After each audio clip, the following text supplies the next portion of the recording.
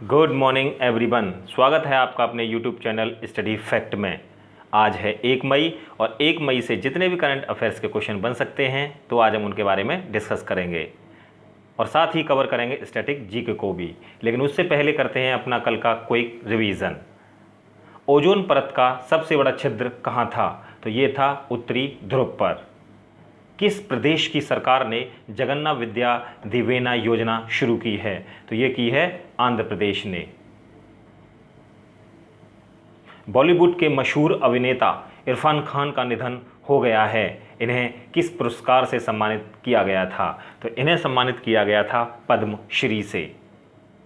किसने भारत के कोविड-19 तात्कालिक प्रयासों के लिए 1.5 अरब डॉलर ऋण को मंजूरी दी है?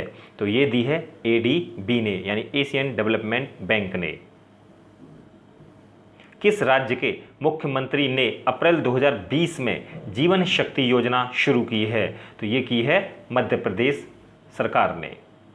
भारत ने निम्न में से किस देश को 1 लाख मलेरिया रोधी हाइड्रोक्सी क्लोरोक्विन गोलियां और 50,000 सर्जिकल दस्ताने भेंट किए हैं? तो ये की हैं बांग्लादेश को, क्योंकि वहाँ पर कोरोना वायरस के चलते हुए कई मौत हो चुकी हैं। भारत का सबसे प्राचीन धर्म ग्रंथ कौन सा है? तो ये है वेद। वेदों के जो संकलन करता हैं वो हैं महर्षि कृष्ण द्वैपायन वेद व्यास। वेद कितने हैं हमारे? तो वेद हैं 4। कौन कौन से? ऋग्वेद, यजुर्वेद, सामवेद और अथर्ववेद। ऋग्वेद तो ऋचाओं के क्रमबद्ध ज्ञान के संग्रह को बोलते हैं हम ऋग्वेद।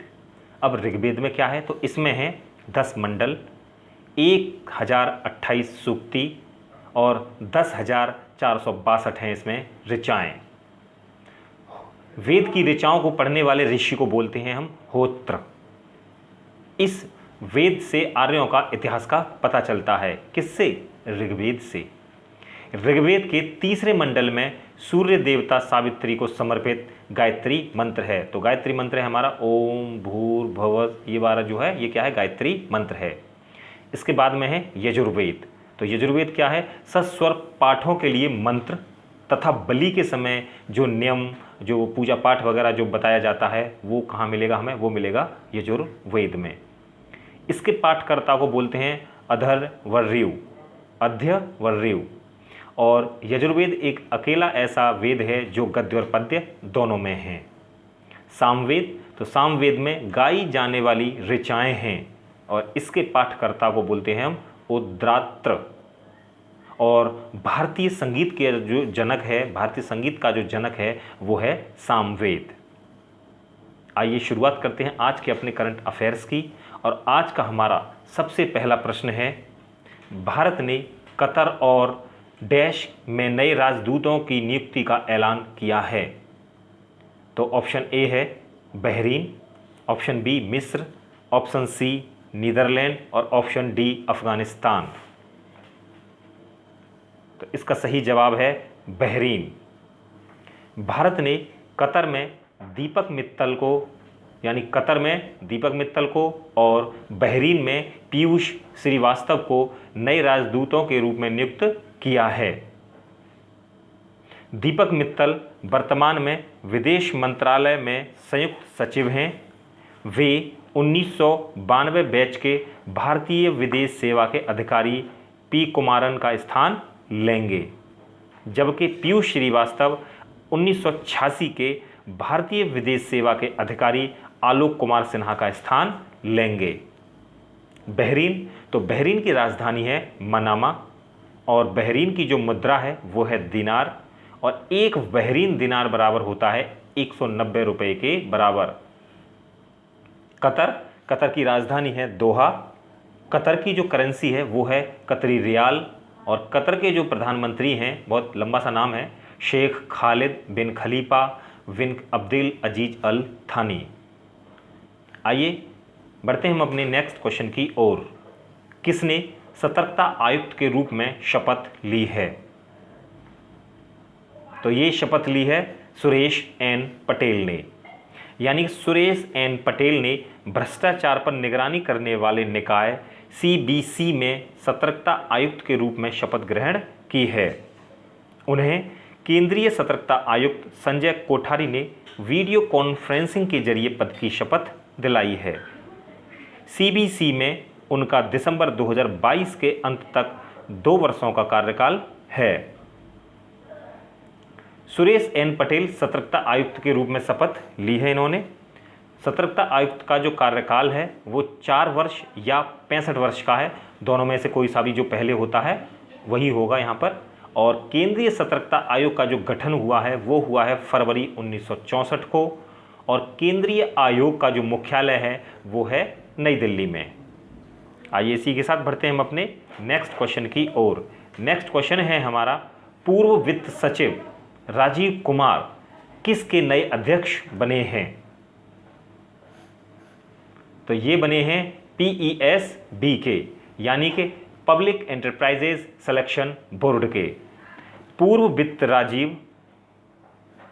वित्त सचिव राजीव कुमार को 3 साल के कार्यकाल के लिए लोक उद्यम चयन बोर्ड यानी पब्लिक एंटरप्राइजेज सिलेक्शन बोर्ड का नया अध्यक्ष नियुक्त किया है।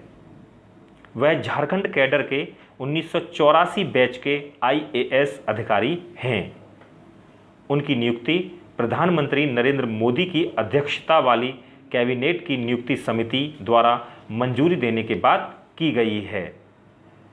वह कपिल देव त्रिपाठी का स्थान लेंगे, जिन्होंने हाल ही में राष्ट्रपति रामनाथ कोविंद के सचिव का पदभार संभाला है। आइए इसी के साथ बढ़ते हैं हम अपने नेक्स्ट क्वेश्चन की ओर। किस राज्य के पूर्व क्रिकेटर जे अरुण कुमार USA के नए कोच होंगे? तो ये होंगे कर्नाटक के। कर्नाटक के पूर्व क्रिकेटर जे अरुण कुमार को USA की राष्ट्रीय टीम का मुख्य कोच बनाया गया है। वह अंतरिम कोच जेम्स पेमेंट का स्थान लेंगे। उन्होंने कई वर्षों तक कर्नाटक टीम के साथ काम किया और इंडियन प्रीमियर लीग में किंग्स 11 पंजाब के बल्लेबाजी कोच के रूप में भी सेवाएं दी हैं। USA क्रिकेट के जो अध्यक्ष हैं वो हैं पराग मराठे। कर्नाटक में है बांदीपुर राष्ट्रीय उद्यान, और भारत की जो सिलिकॉन सिटी है वो है बेंगलोर या बेंगलुरु। ब्रशवा नदी के किनारे बसा हुआ है बेंगलुरु, और इसरो का जो हेडक्वार्टर है या मुख्यालय वो है बेंगलुरु में। इन्फोसिस का जो मुख्यालय है वो है बेंगलुरु में, और ऑफिशियल लोगो लॉन्च करने वाला भारत का पहला राज्य है कर्नाटक। आइए इसी के साथ बढ़ते हैं हम अपने नेक्स्ट क्वेश्चन की ओर।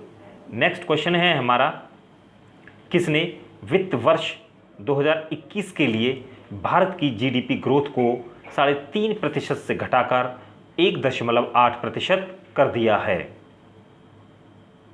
तो ये कर दिया है क्राइसिल ने, यानी कि रेटिंग एजेंसी। तो क्राइसिल ये जो है ये क्या है? ये एक रेटिंग एजेंसी है जो हमारी GDP को मापती है। तो रेटिंग एजेंसी क्राइसिल ने वित्त वर्ष 2020-21 में भारत के GDP विकास दर के अपने पहले अनुमान को घटाकर 3.5% से 1.8% कर दिया है। क्राइसिल ने कोविड-19 महामारी को नियंत्रित करने के लिए लगाए गए लॉकडाउन के प्रभाव के कारण कुल 10 लाख करोड़ रुपए या प्रति व्यक्ति में 7,000 रुपये का नुकसान होने का अनुमान लगाया है। क्राइसिल बोर्ड के जो अध्यक्ष हैं वो हैं जॉन बेरीफर्ड, और क्राइसिल बोर्ड के जो प्रबंध निदेशक और CEO हैं वो हैं आशु सुयस, और क्राइसिल का जो मुख्यालय है वो है मुंबई में। आइए इसी के साथ बढ़ते हैं हम अपने नेक्स्ट क्वेश्चन की ओर। किसने महाराष्ट्र को ऊर्जा क्षेत्र में सहयोग करने के लिए $346 मिलियन के ऋण की मंजूरी दी है?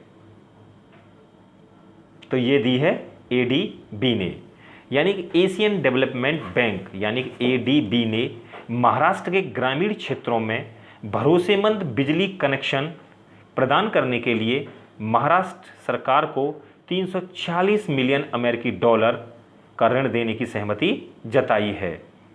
यह ऋण महाराष्ट्र में नई ग्रिड से जुड़े ग्रामीण कृषि उपभोक्ता के लिए राज्य सरकार के उच्च वोल्टेज वितरण प्रणाली कार्यक्रम का समर्थन करेगा।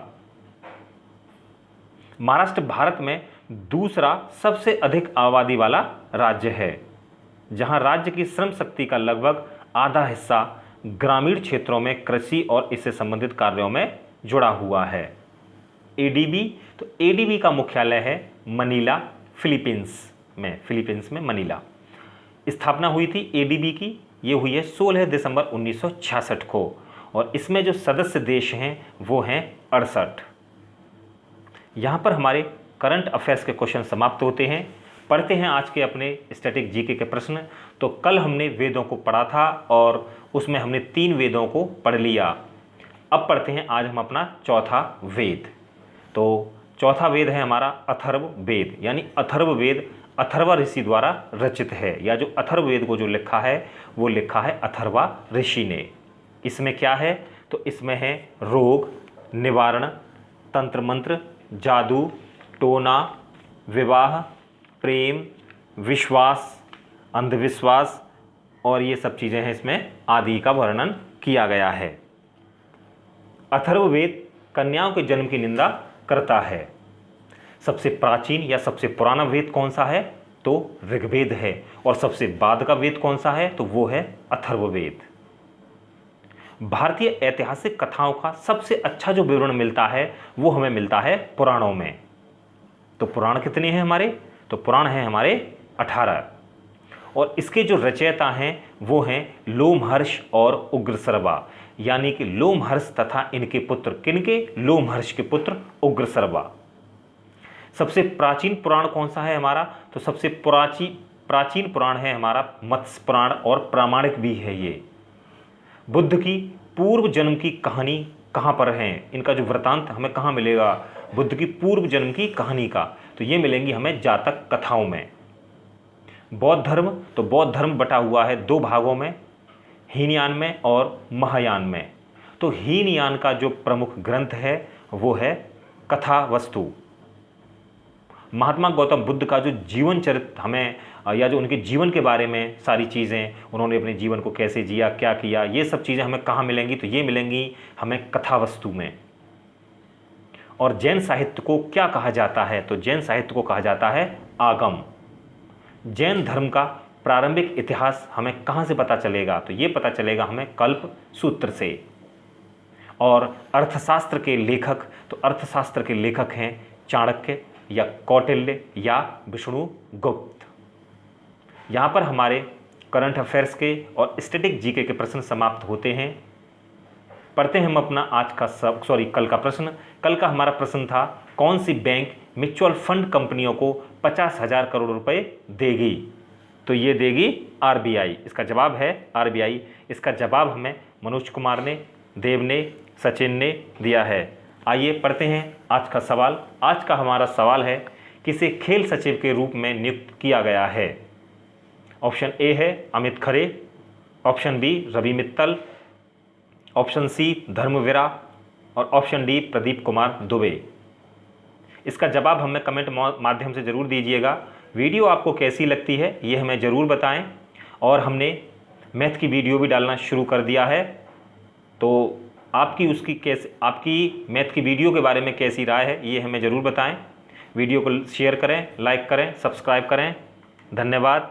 जय हिंद।